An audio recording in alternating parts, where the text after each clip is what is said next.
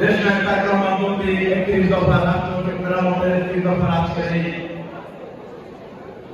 আলোচনা সভা আমার জন্মস্থান জ্ঞানবিহার থানা কর্তৃক আয়োজিত আজকের আলোচনা সভার সম্মানিত সভাপতি রাজপথে দেশনায়ক তারেক রহমানের বিশ্বস্ত হাতিয়ার আন্দোলন সংগ্রামের বিশ্বস্ত হাতিয়ার ঢাকা মহানগর দক্ষিণ কেন্দ্রীয় সংসদে আহ্বান জানাব মঞ্চ উপস্থিত আছেন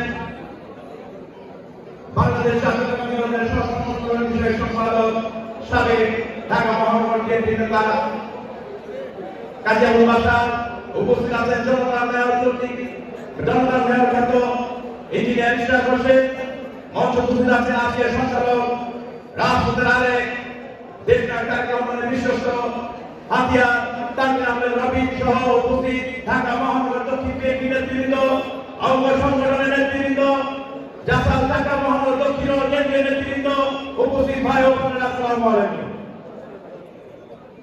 স্বৈরাচার শেখ হাসিনা পালিয়েছে, কিন্তু তাদের পেতাত্তার দোসররা এখনো বাংলাদেশে আছে, তারা কিন্তু পালায়নি। তাই বিএনপি আজকে বাংলাদেশে যে অন্তর্বর্তী সরকার প্রতিষ্ঠিত হয়েছে, কিন্তু বিএনপি কিন্তু চূড়ান্ত বিজয় এখনো হয়নি।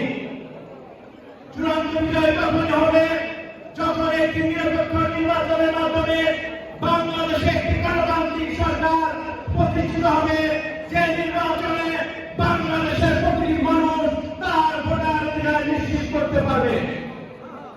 এবং আজকের 31 দফা সেই নির্বাচনে আমাদের জন্য গুরুত্বপূর্ণ বিষয় হয়ে দাঁড়িয়ে দাঁড়াবে। এই কারণে এই 31 দফায় কি কি আছে সেটা সাধারণ জনগণের মাঝে নিয়ে যেতে হবে। কারণ দেশনায়ক তারেক রহমান আগামী দিনের বাংলাদেশ কিভাবে গড়তে চান তার প্রতিটি বিষয়ে 31 দফায় আছে। তাই আমরা আজকে এখানে যেটা জেনে যাব সেই বিষয়গুলো সাধারণ মানুষের কাছে পৌঁছে দিতে হবে। এই 31 দফা বাংলাদেশের আগামী দিনের উন্নয়ন থেকে শুরু করে সাধারণ মানুষের কল্যাণে যা আছে সব এই 31 দফায় আছে। তাই আজকে এখান থেকে আমরা এখানে যা জেনে যাব আগামী দিনে বিএনপির জন্য, বাংলাদেশের মানুষের জন্য, সাধারণ মানুষের জন্য এই 31 দফা পৌঁছে দিতে হবে।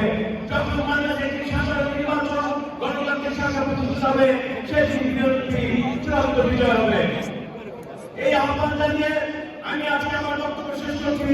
খোদা হাফেজ। বাংলাদেশ জিন্দাবাদ, জাসার জিন্দাবাদ, শহীদ রাষ্ট্রপতি জিয়াউর রহমান অবরোধ, দেশনেত্রী বেগম খালেদা জিয়ার সুস্থতা কামনা করছি। আগামী রাষ্ট্রনায়ক বাংলাদেশের প্রাণ তারেক রহমান জিন্দাবাদ, বিএনপি জিন্দাবাদ, কেন্দ্রীয় থানা বিএনপি জিন্দাবাদ।